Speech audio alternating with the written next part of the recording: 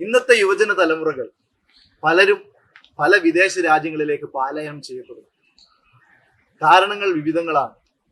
തൊഴിൽ മേഖലയിലുള്ള പ്രതിസന്ധികൾ, ഉന്നത വിദ്യാഭ്യാസം, അതിലുമുപരി ഫ്രീഡം എന്ന് പറയുന്ന കാര്യത്തെക്കുറിച്ച് തേടി അലയുന്ന യുവജനങ്ങൾ.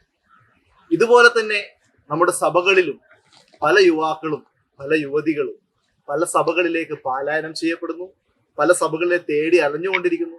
ഇതിനൊക്കെ കാരണം എന്താണെന്ന് ഒരു എത്തിനോട്ടം.